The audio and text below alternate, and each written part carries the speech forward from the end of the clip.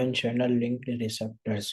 हमने पिछले वीडियोस में हमने बात की थी, कौन सा रिसेप्टर्स की बात की थी, सर्पेंटाइन रिसेप्टर्स की। अभी हमारा जो दूसरा टॉपिक है वो हमारा है आयन चैनल रिसेप्टर की बात हम करने वाले हैं आज के वीडियो में। और थोड़ा बहुत एंजाइम लिंक्ड रिसेप्टर यानी वन पास रिसेप्टर के बारे में भी आज हम बात करने वाले हैं।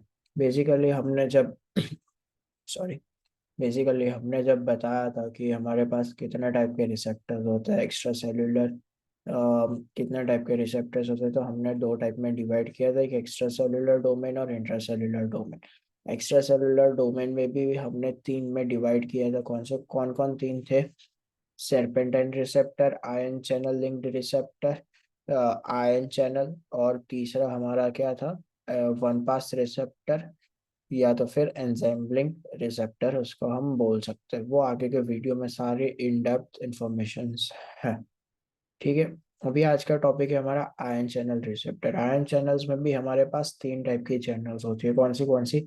लाइगैंड ऑपरेटेड, वोल्टेज ऑपरेटेड, और हमारे पास तीसरी होती है मैकेनिकल प्रेशर। बट हम जो सेल सिग्नलिंग में कंसर्न करते हैं उसमें मेन क्या आता है? लाइगैंड ऑपरेटेड, यानी लाइगैंड आया, बाइंड किया और चैनल्स ओपन हो गए, तो उसको हम लाइगैंड ऑपरेटेड चैनल्स बोल सकते हैं। दूसरा वोल्टेज ऑपरेटेड आयन चैनल्स किसको हम बोलते हैं? क्योंकि अंदर जो रेस्टिंग मेम्ब्रेन के पोटेंशियल में या वोल्टेज में कुछ चेंज आया और उसकी वजह से जो हमारे चैनल्स ओपन हो गए, तो उसको हम क्या बोल सकते हैं? Voltage operated ion channels. दूसरी हमारी हो जाती है pressure graded channel. Mechanical pressure के डिफरेंस की वजह से जो आयन चैनल्स ओपन हो जाती है उसको हम क्या बोलते हैं? Mechanical gated ion channel. ठीक है। Ion channels, there are basically three types of ion channels. Ligand operated ion channels means the particular ligand came and bind with the receptor and it starts their function. Example हो गए कौन से हमारे ligand हो सकते हैं? Neurotransmitter हो गया, हॉर्मोन्स हो गया, डिफरेंट केमिकल सब्सटेंसेस हो गए। वोल्टेज में means this channel were operated by voltage. तीसरा हमारा हो गया mechanical gated ion channel, means this channel were operated by according to the mechanical pressure. अभी हमारे जो सेल में ये जो इलेक्ट्रिकल प्रॉपर्टीज कैसे चेंज होती है, कैसे उसको फंक्शन डी फंक्शंस करती है, क्या उसके फंक्शंस होते हैं, वो हम अभी देखेंगे। ठीक है। देखो, ये हमारे पास एक न्यूरोट्रांसमीटर है और ये हमारे पास एक चैनल है।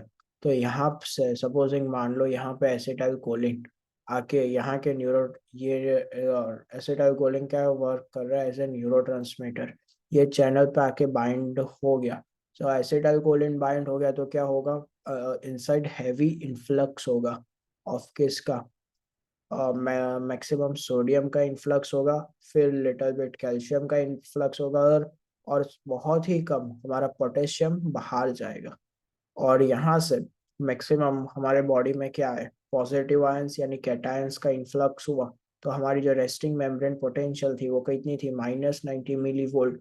अभी वो -90 मिली वोल्ट से वो थ्रेशोल्ड पोटेंशियल यानी माइनस से वो पॉजिटिव की तरह जा रही है। और वो एक बार थ्रेशोल्ड पोटेंशियल यानी जो इनसाइड द सेल जो वोल्टेज ऑपरेटेड चैनल्स है वहां तक उसका पोटेंशियल पहुंच गया, तो वो सारे चैनल्स खुल जाएंगे और अपने हिसाब से जो चैनल का जो फंक्शन होगा वो कैटायंस अंदर आना, लोड होना शुरू कर देंगे।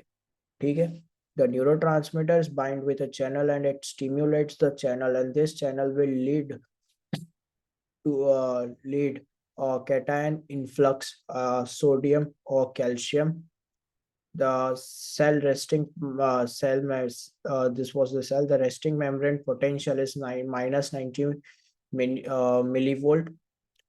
After cation loading, the membrane potential moves towards the threshold potential. Most means यानी थ्रेशोल्ड पोटेंशियल यानी -90 मिली वोल्ट से वो क्या होगा? पॉजिटिव में कन्वर्ट होना शुरू कर लेगा, और इलेक्ट्रो पॉजिटिव एंड वो पॉजिटिव में कन्वर्ट हो जाएगा जब -90 से प्लस में जा रहा है। तो सेल हमारा क्या होगा? डीपोलराइज होगा। हमारा सेल क्या होगा? डीपोलराइज होगा।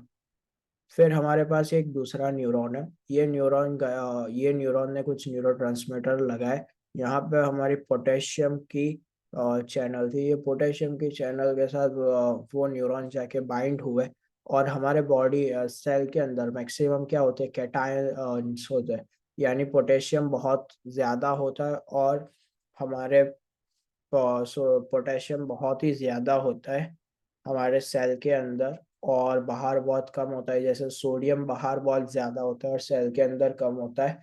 तो अब सेल में से पोटेशियम क्या होगा, बाहर मूव होगा। तो बाहर मूव होगा तो क्या होगा, सेल बिकम नेगेटिव। तो सेल क्या, तो -90 मिली वोल्ट से वो क्या होगी, और माइनस में जाना शुरू करेगी। तो यानी जो सेल मेम्ब्रेन है वो become hyperpolarise. Instead of its moving towards the Instead, the cell moves towards the threshold potential, but it can't move because the potassium comes out more. So the cell would become more electronegative, and if the cell would become more electronegative, it makes the cell hyperpolarized, and in future it maybe not will work. We will see. Some neurotransmitters bind with the channel and it stimulates this channel, and once this channel stimulate, the cation would leak out from the cell, means they become more electronegative. The resting potential is -90 millivolt. You are removing the cation from the resting membrane potential and moves away from the electropositive, means the cell would become more electronegative or hyperpolarized. अभी ये एक दूसरा neuron है, यहाँ का neurotransmitter निकला और यहाँ की ये चैनल के साथ जाके बाइंड हो गया। ये चैनल के साथ जाके बाइंड होगा तो क्या होगा, हमारे बॉडी में आउटसाइड द सेल क्लोराइड्स वो बहुत ज्यादा होते हैं, इनसाइड द क्लोराइड्स बहुत कम होते हैं। तो वो क्या करेगा, वापस सेल को क्या करेगा, हाइपर पोलराइज और इलेक्ट्रोनेगेटिव बना देगा। बेसिकली ये आपके सेल के अंदर जो रेस्टिंग मेम्ब्रेन पोटेंशियल्स जो चेंज होते थे उसका ओवरव्यू है। यानी ये चीज कैसे होती है, सपोजिंग यहाँ पे एक न्यूरोट्रांसमीटर है, यहाँ पे आके बाइंड कर लिया, ये क्या करेगा, सपोजिंग मान लेते हैं कि ये एसिटाइलकोलिन आके बाइंड हो गया आयन चैनल के साथ। उसने क्या किया, सोडियम का इन्फ्लक्स किया, कैल्शियम का बहुत कम अमाउंट में इन्फ्लक्स किया, और उससे भी कम अमाउंट में पोटेशियम बाहर गया। तो हमारे सेल क्या हो गया, इलेक्ट्रो पॉजिटिव। दूसरा न्यूरोट्रांसमीटर आया, उसने पोटेशियम का, और न्यूरोट्रांसमीटर न्यूरॉन आया, उसने न्यूरोट्रांसमीटर रिलीज किया। वो किसके साथ जाके बाइंड कर लिया, पोटेशियम के साथ जाके बाइंड कर दिया। पोटेशियम में अंदर सेल के अंदर पोटेशियम सबसे ज्यादा अमाउंट में होते हैं, बाहर बहुत कम होते हैं। वो न्यूरोट्रांसमीटर पोटेशियम के चैनल के साथ जाके बाइंड किया तो क्या होगा कि सेल में से जो inside from the higher concentration to the lower concentration move करना स्टार्ट कर देंगे पोटेशियम, और cell would become more electronegative और सेल वुड बिकम हाइपरपोलराइज। हमारे पास तीसरा न्यूरॉन है, उसने क्या किया कि न्यूरो एक रिलीज किया। वो न्यूरोट्रांसमीटर जाके बाइंड किया किसके साथ, एक चैनल के साथ। और वो चैनल में क्या हुआ कि क्लोराइड्स हमारे बॉडी में बहुत ज्यादा है, अंदर बहुत कम है। तो उसने क्लोराइड्स में क्या किया, इन्फ्लक्स किया, तो सेल अगेन की बिकम्स हाइपर पोलराइज और डीपोलराइज। आज अब देखते हैं कि हमारे जो मेन टॉपिक है आज का, वो है हमारा लाइगेंड ऑपरेटेड आयन चैनल्स। तो उसके बारे में हम देखते हैं। Ligand operated ion channels are of two types, यानी basically ligand operated ion channels हमारे पास दो टाइप के होते हैं। एक एक्साइटेटरी ट्रांसमिटेड गेटेड चैनल, और दूसरा होता है इनहिबिटरी गेटेड आयन चैनल। जो एक्साइटेटरी होता है वो क्या करता है, पॉजिटिव काम, यानी इलेक्ट्रो पॉजिटिव करता है। सेल्स को क्या बोलता है, एक्साइट करता है, स्टिम्युलेट करता है वो काम करने के लिए। बल्कि इनहिबिटरी वो काम करने के लिए मना करता है। ठीक है। और neurons binds with a channel and it excites the neuron to do work. Supposing हमारे पास पहला जो आता है हमारा excitatory transmitted gated ion channel में, उसमें हमारा है निकोटिनिक कोलिनर्जिक रिसेप्टर। इसको निकोटिनिक कोलिनर्जिक रिसेप्टर क्यों बोलते हैं, बेसिकली जो हमने कल देखा था, कोलिनर्जिक रिसेप्टर्स के दो पार्ट होते हैं। एक होता है हमारा निकोटिन और एक होता है हमारा मस्केरिनिक रिसेप्टर। तो जो निकोटिन है वो किसके साथ जाके बाइंड करता है, तो आयन चैनल्स। तो उसका फंक्शन बहुत क्लियर है कि यहाँ पे एक चैनल है, ठीक है, और ये चैनल है, यहाँ पे निकोटिन, एक मिनट, यहाँ पे निकोटिन आया, बाइंड कर लिया निकोटिन ने, ये निकोटिन आया, इसने यहाँ पे क्या कर लिया, बाइंड कर लिया, और ये चैनल का फंक्शन हो गया, और उसने क्या किया, सोडियम और कैल्शियम का इन्फ्लक्स करवाना स्टार्ट कर दिया। सोडियम और कैल्शियम का इन्फ्लक्स और लिटिल बिट आउट।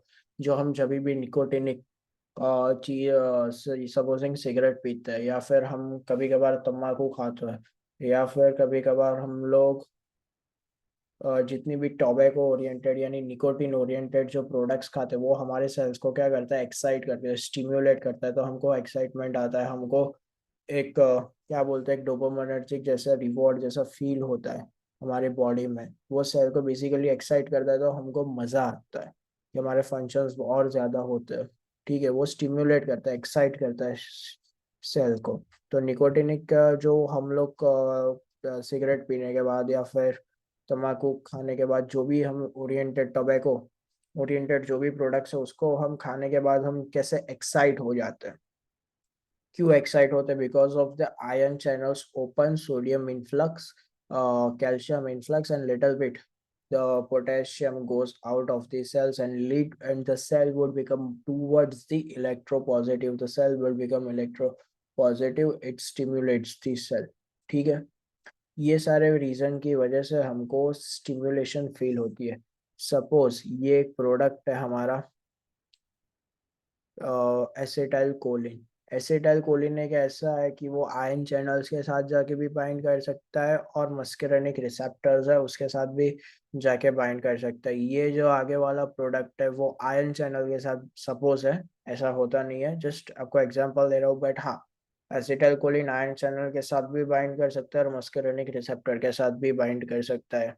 ठीक है, इसके लिए इसका नाम क्या है, निकोटिनिक कोलिनर्जिक रिसेप्टर। एक्साइटेटरी में 3 रिसेप्टर होते हैं, उसमें से हमारा ये पहला रिसेप्टर है, निकोटिनिक कोलिनर्जिक रिसेप्टर। ये suppose acetyl choline is a molecule have 2 types of domain. One cell means suppose this cell having the ion channels, it is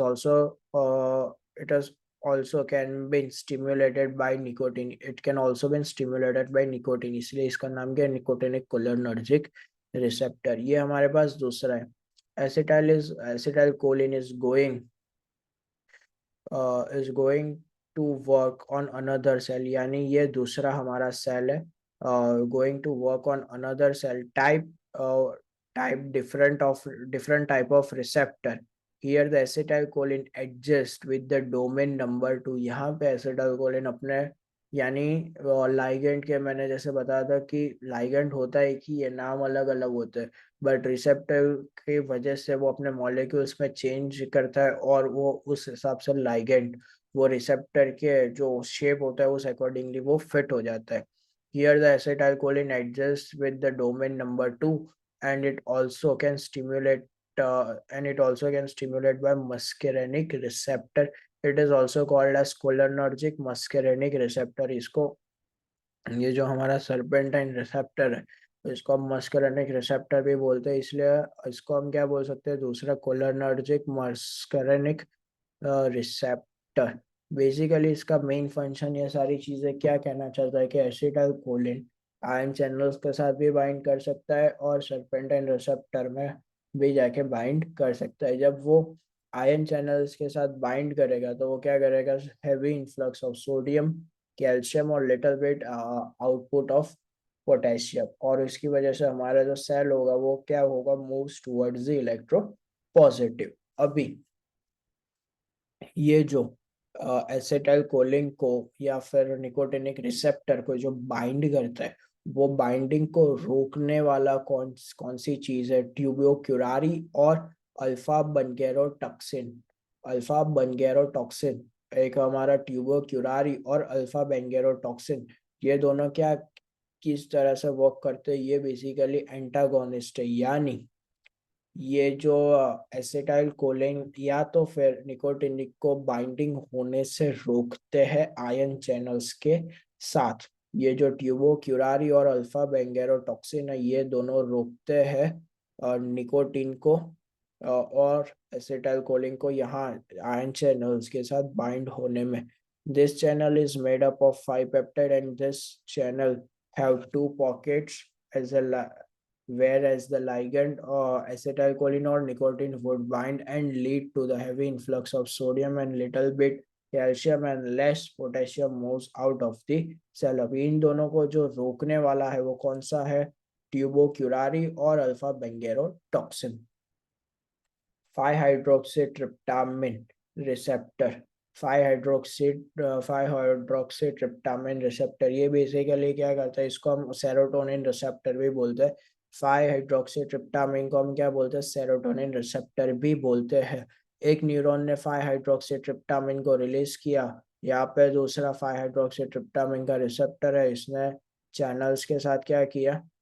influx start कर दिया। One neuron is releasing 5-hydroxytryptamine and other neuron have the receptor were present on 5-HT and it binds with them and lead to the influx of cation and it will lead to the influx of cation।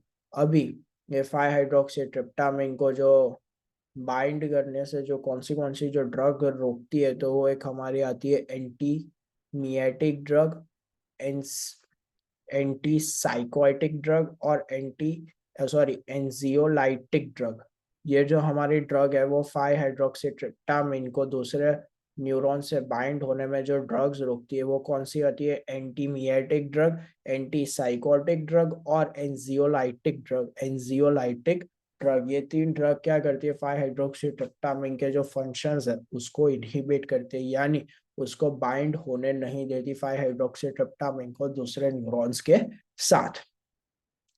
फिर हमारे पास आता है glutamate receptor. Glutamate receptors का बहुत ही important है और बहुत ही unique function है इसका। ग्लूटामेट रिसेप्टर क्या करता है? बेसिकली ये ग्लूटामिक एसिड को रिलीज करता है।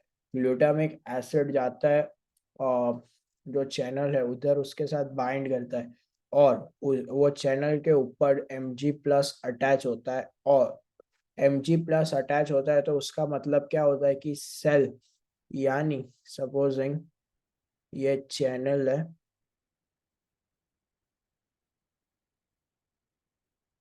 सपोजिंग ये चैनल है, यहाँ पे Mg+ अटैच्ड है, मतलब वो जो चैनल है वो इनएक्टिव है। अभी ये चैनल को एक्टिव करने के लिए दो फंक्शन के रिक्वायर्ड है। जो इंट्रासेल्युलर डोमेन है वहां से जो कुछ वोल्टेज डिफरेंस आता है और यहाँ पे ग्लूटामिक एसिड आके बाइंड करता है, ये दो चीजें होती है तब जाके Mg+ हट जाता है। और जो Mg+ हट जाता है यानी मतलब चैनल ओपन हो गई, चैनल बिकम एक्टिव, और ये चैनल को हम लोग एन सॉरी इसका चैनल का नाम है N methyl D aspartate recept N channel sorry N methyl sorry यहाँ पे इसका नाम है N methyl D aspartate receptor की तरह हम ये चैनल को जानते हैं। ये चैनल का नाम क्या है? N methyl D aspartate. ये जो चैनल का नाम है वो क्या है? N methyl D aspartate. यहाँ पे ग्लूटामिक आया, बाइंड किया, यहाँ पे हमारे पास क्या होता है? हमारे पास इंट्रासेल्युलर डोमेन में हमारे यहाँ से वोल्टेज डिफरेंस शुरू होता है, वोल्टेज डिफरेंस और या दो आके बाइंड हुए और यहाँ से Mg+ हटा यानी चैनल एक्टिव हो गई, और ये जो पूरे रिसेप्टर को हम क्या बोलते हैं? N methyl D aspartate receptors हम बोलते हैं। ये हमारे ब्रेन में बहुत इंपॉर्टेंट रोल प्ले करता है, यानी ये रिसेप्टर्स मैक्सिमम हमारे हिपोकैम्पस में प्रेजेंट होते हैं। और हमने देखा था हिपोकैम्पस का फंक्शन क्या था? मेमोरी। यानी जो हमारी बेसिकली ये हमने जो भी पढ़ा है, जो भी देखा है, ये इस हिपोकैम्पस के फंक्शन में क्या आता है? मेमोरी प्रोसेसिंग, यानी वो सारी चीज़ों को याद रखने का काम कौन करता है? ये और इसीलिए सारी चीजों को याद रखने का काम कौन करता है? हिपोकैम्पस। ठीक है, अभी हिपोकैम्पस में ये सारी चैनल्स प्रेजेंट होती है और ये चैनल्स वर्क करती है। ठीक है, हम लोग अभी पढ़ते हैं तो इसको आपको मोर क्लियर हो जाएगा। Glutamate receptor have some special type of ion channels released by the certain group of neurons as an excitatory neurotransmitter. Normally this channel is not working, it was plugged by Mg+. When was plugged by Mg+ means this channel is not working, and this channel were operated by the volt and this channel and this from inside this channel were operated by the voltage, and to stimulate this channel you have to alter the voltage from inside the Mg plus pushed out, and it also necessary to bind with the glutamate from external side also.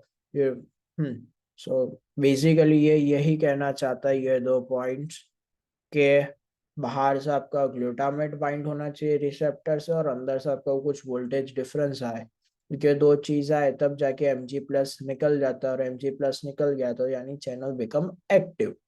ठीक है, अभी ये channel का नाम क्या है, N methyl D aspartate receptor. ठीक है, अभी ये ग्लूटामेट को बाइंडिंग से रोकने वाली जो दो ड्रग है, वो ड्रग कौन सी है, फिनाइसाइक्लिडिन और डाइजोसिलिपिन। डाइजोसिलिपिन और फिनाइसाइक्लिडिन ये दो ड्रग है, वो किसको, ग्लूटामेट को रिसेप्टर के साथ बाइंड होने में से रोकती है। ठीक है, अभी ग्लूटामेट को रिसेप्टर से बाइंड होने में कौन सी दो ड्रग रोकती है, फिनाइसाइक्लिडिन और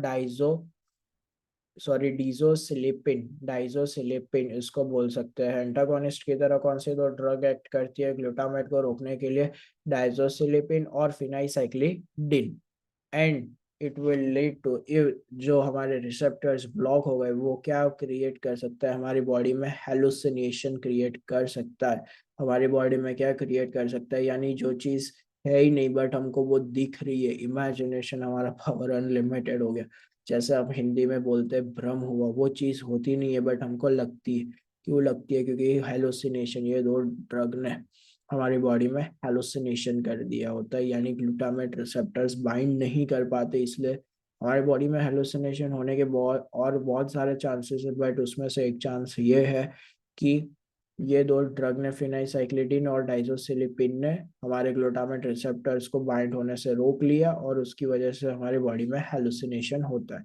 इन some disease the NMD receptor यानी N methyl D aspartate receptor over function, यानी कुछ डिजीजेस में या ऐसा कुछ में हमारे जो ये होते हैं N methyl D aspartate receptor, वो कुछ ज्यादा ही एक्टिव हो जाते हैं। तो ज्यादा एक्टिव हो जाते हैं तो क्या होगा, वो लॉट ऑफ कैटायन इन्फ्लक्स करेंगे, यानी कैटायन का इन्फ्लक्स जो हमारी बॉडी में जो लिमिटेड अमाउंट में हो, कैटायन का इन्फ्लक्स तो बहुत सही रहता है, बट ये एक अमाउंट से ज्यादा बढ़ जाता है तो फिर वो क्या क्रिएट कर सकता है, न्यूरो डिजेनरेटिव कंडीशन हमारी बॉडी में कर सकता है। क्यों कर सकता है, बिकॉज द NMDA का फंक्शन हमारी बॉडी में ज्यादा हो गया, क्यों, बिकॉज ऑफ सर्टन डिजीजेस। तो हमारे बॉडी में कैटाइन की टॉक्सिसिटी हो गई, ये भी हम एक बोल सकते हैं कैटाइन, क्योंकि कैटाइन का इन्फ्लक्स सबसे ज्यादा हो गया तो कैटाइन के क्या हो गई, टॉक्सिसिटी। और वो टॉक्सिसिटी होने के वजह से हमारी बॉडी में न्यूरो डिजेनरेटिव कंडीशंस हो जाती है। ठीक है, this channel were present on the hippocampus, hippocampus part of nervous system, and hippocampus is consist their main function is of memory, यानी ये हमारी मेमोरी प्रोसेसिंग में भी बहुत इंपॉर्टेंट रोल प्ले करती है। अभी हमने excitatory transmitter gated ion channels के हमने 3 चैनल्स कर लिए। कौन से 3 चैनल्स थे, रिवाइज करवा रहा हूँ। पहले सेरोटोनिन रिसेप्टर या 5 हाइड्रोक्सी ट्रिप्टामिन रिसेप्टर, उसने क्या बेसिकली किया, एक न्यूरॉन से निकला, दूसरे न्यूरॉन्स में उसके रिसेप्टर प्रेजेंट थे, उधर जाके उसने बाइंड कर लिया और कैटायन का इन्फ्लक्स शुरू कर दिया। ठीक है, दूसरी हमारी चैनल कौन सी थी, ग्लूटामेट रिसेप्टर। ग्लूटामेट रिसेप्टर में वे जो रिसेप्टर है वो स्पेशल टाइप के रिसेप्टर है, वो रिसेप्टर का नाम क्या है, N methyl D aspartate receptor. वो रिसेप्टर ने क्या फंक्शन किया, वो रिसेप्टर में क्या होता है कि अंदर से आपका वोल्टेज डिफरेंस होना चाहिए और बाहर से ग्लूटामेट, ये दोनों बाइंड हो गए। वो चैनल पे मैग्नीशियम ऐसे लगा हुआ था, बट अंदर से वोल्टेज डिफरेंस हुआ और यहाँ से ग्लूटामेट आया, ये दोनों ने मिल के इसको हटा दिया और ये चैनल क्या हो गई, ओपन हो गई। तो क्या होगा, हमारा कैटायन इन्फ्लक्स बढ़ जाएगा। ये दो जो यानी एंटागोनिस्ट की बात हम बाद में करेंगे। फिर हमारे पास तीसरा रिसेप्टर कौन सा है,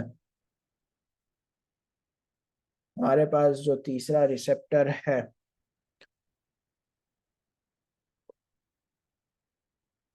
निकोटिनिक कोलिनर्जिक रिसेप्टर। हमारे पास जो तीसरा रिसेप्टर है वो निकोटिनिक कोलिनर्जिक रिसेप्टर।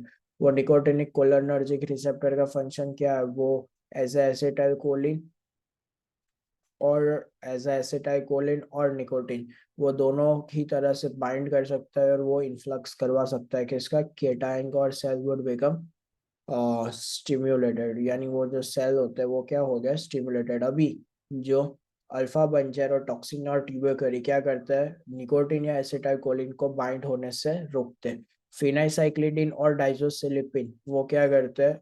वो हमारे ग्लूटामेट रिसेप्टर्स को बाइंड होने से रोकते हैं, यानी वो हमारे बॉडी में क्या करवाते हैं? हेलुसिनेशन। ठीक है। और जो हमारे पास जो तीसरा है वो कौन सा हमारे पास? हमारे पास जो तीसरा है वो 5 हाइड्रोक्सी ट्रिप्टामिन। उसके एंटागोनिस्ट कौन से? Anti psychotic drug, anti mimetic drug और एनो एनजियोसाइक, उसका प्रोनाउंसिएशन मेरे को नहीं आता।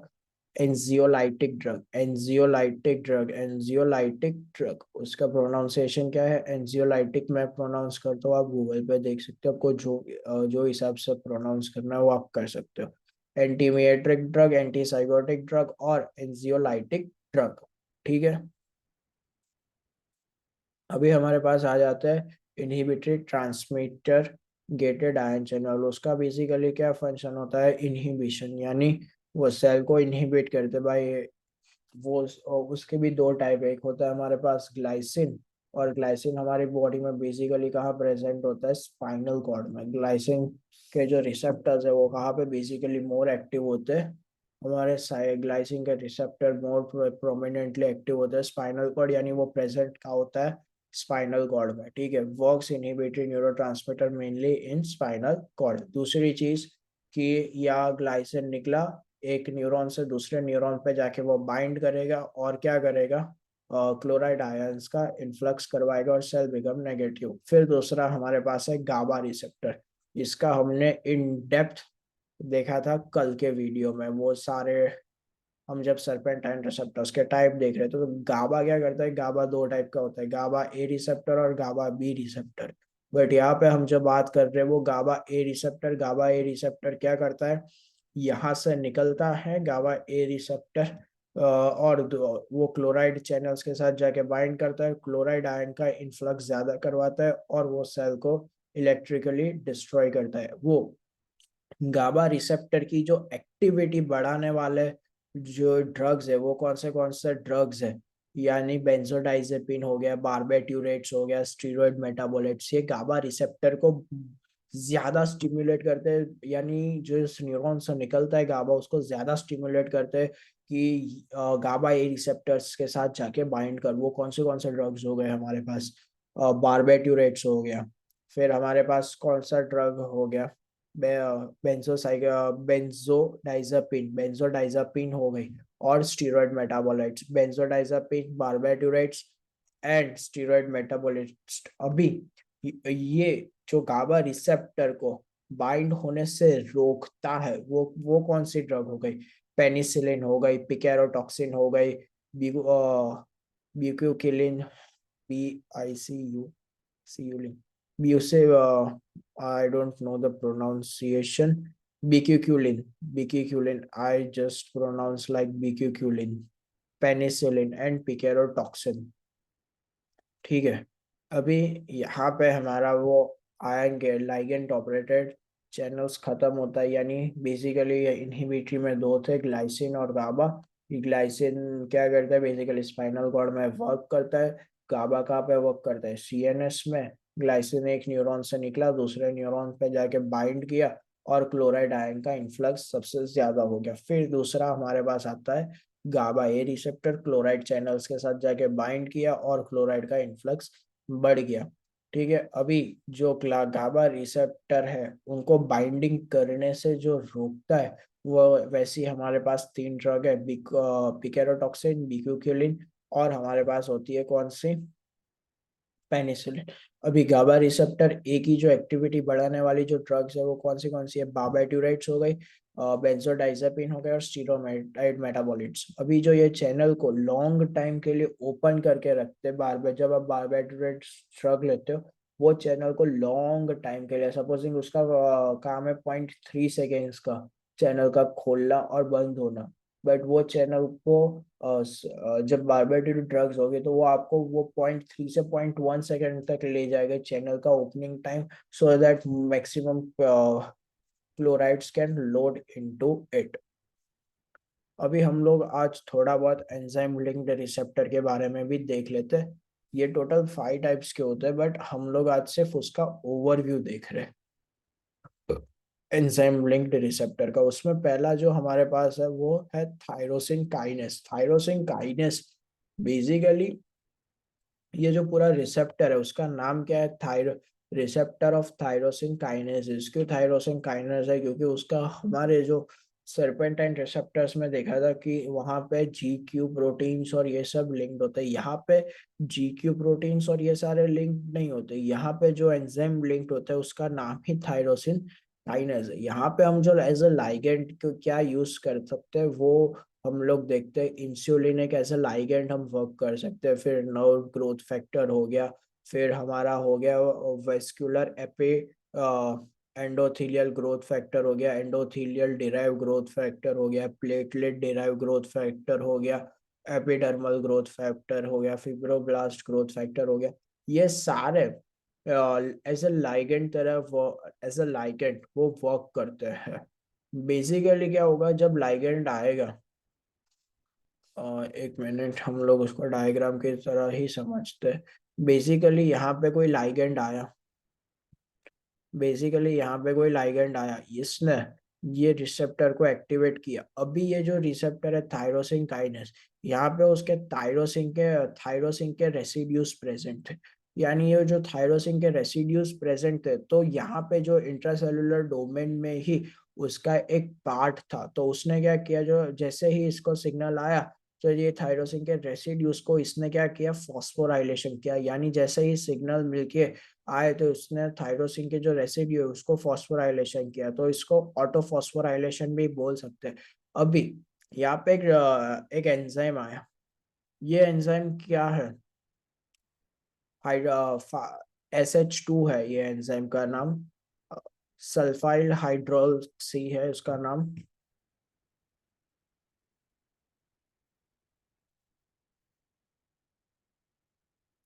जैसे ही ये थायरोसिन काइनेस ये फॉर्म बाइंड हुआ और इसने क्या किया, ऑटो फॉस्फोराइलेशन कर लिया। ये एंजाइम आया जो ऑटो फॉस्फोराइलेटेड जो यूनिट थे, जो ऑटो फॉस्फोराइलेटेड जो यानी जो फॉस्फोराइलेटेड यूनिट थे थायरोसिन रेसिड्यूज के साथ, उसने सिर्फ उसी के साथ बाइंड किया और ये उसने उसके साथ बाइंड किया और ये एंजाइम क्या हो गया, एक्टिव। ये एंजाइम अभी SOS यानी सन ऑफ सेवन रिसेप्टर को भेजता है और वो एक्टिव करवाता है।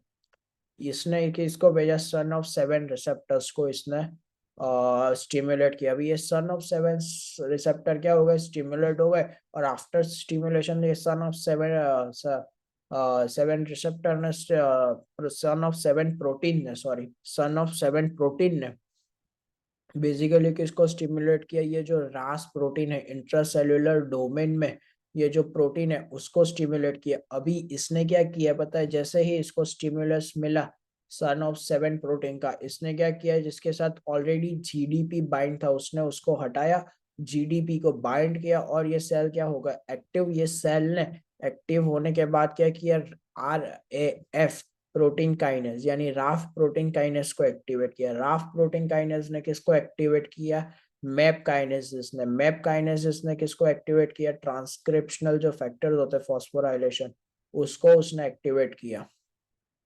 ये फॉस्फोराइलेशन के जो फैक्टर्स है उसको एक्टिवेट किया और उसको ये फैक्टर्स को ट्रांसलोकेट किया किस में न्यूक्लियस में। न्यूक्लियस के इन द DNA उसने क्या किया, एक्टिवेट किया और वो उसने क्या बनाया, mRNA बनाया। और mRNA उसने कहाँ निकाला, आउट ऑफ द प्रोसेस बाहर निकाला और न्यू प्रोटीन बनाया और उसने क्या किया, सेल की ग्रोथ की। बेसिकली ये बहुत ही लंबा प्रोसेस, आप इतना याद करो। लाइगेंड आया, लाइगेंड ने बाइंड किया, किसके साथ? Thyroxine, receptor of thyroxine kinase. वो रिसेप्टर ऑफ थायरोसिन काइनेस के पास इंट्रासेल्युलर डोमेन में प्रोटीन काइनेस होते हैं, उसमें दो हैंड की तरह होते हैं। जैसे ही यहाँ पे रिसेप्टर आए, ये मेरे दो हैंड क्या हो गए? एक्टिवेट हो गए। ये दो हैंड ने मेरे पास जो थायरोसिन के जो रेसिड्यूज है उसको फॉस्फोराइलेट किया। वो उसने फिर वहां से एक एंजाइम आया, वो एंजाइम ने क्या किया? वो एंजाइम एक्टिवेट हो गया, वो फॉस्फोराइलेटेड यूनिट के साथ, वो फॉस्फोराइलेटेड यूनिट के अलावा थायरोसिन के साथ वो बाइंड नहीं करते। फॉस्फोराइलेटेड यूनिट ऑफ थायरोसिन हो तो तभी ये एंजाइम बाइंड करते हैं। ये एक्टिवेट हो गया, इसने क्या किया? सन ऑफ सेवन प्रोटीन को ये सिग्नल भेजा। सन ऑफ सेवन प्रोटीन ने किसको सिग्नल भेजा? रास प्रोटीन काइनेस। और रास ने क्या किया? रास जीडीपी के साथ बाइंड था, उसने जीडीपी को छोड़ा। स्टिमुलस मिलने के बाद जीडीपी को एक्वायर किया। जीडीपी ने क्या किया? राफ काइनेस, और ये क्या हो गया? ओवर स्टिमुलेटरी हो गया। रास काइनेस। रास काइनेस ने किसको एक्टिवेट किया? Ralph kinase. राफ काइनेस ने किसको एक्टिवेट किया?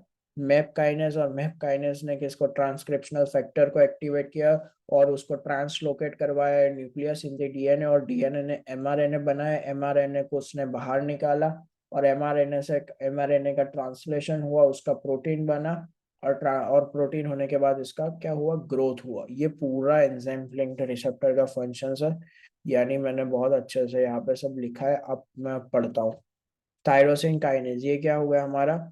Thyro receptor of tyrosine kinase, ये हमारा क्या हो गया? Intracellular domain is also called as tyrosine kinase, and its intracellular domain, which is the part of and tyrosine kinase and is called as tyrosine kinase and tyrosine residues. And in intracellular domain, the tyrosine residues, which is a part of intracellular domain, uh, this enzyme have the intrinsic tyrosine kinase activity. It will lead to the phosphorylation of own tyrosine residues.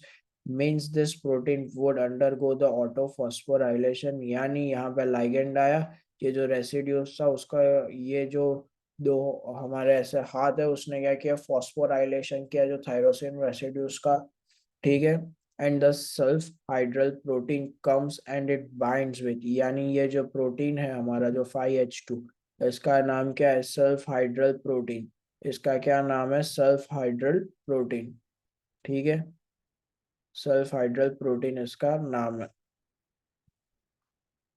And it binds with only the phosphorylated of tyrosine residues, and after binding this protein would become active, and they activate the unique type of protein. We called it the son of seven protein, and they stimulate the another protein. We called it ras protein, and it is a monomeric protein. It is also the G protein, but it is not classical. यानी classical यानी वो classical नहीं है वो, यानी वो trimeric वाला नहीं है, अल्फा बीटा गामा नहीं होते इसमें।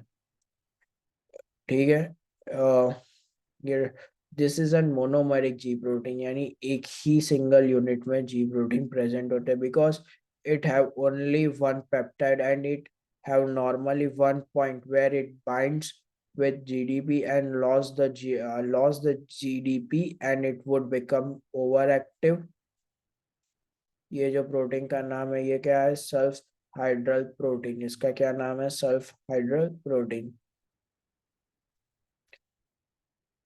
And the RAS protein leads to the stimulation of next protein. We called it the RAF protein kinase. And when the RAF protein kinase stimulates the stimulate the mitogen activated protein kinases, yani MAP kinases, and MAP will lead to the phosphorylation of such transcriptional factor, and this transcriptional factor were translocated into the nucleus, and they bind with the nucleus in the DNA, and this phosphorylated transcriptal factor, they stimulate the process of transcription and starts to form the mRNA, and mRNA comes out and translate into new protein synthesis.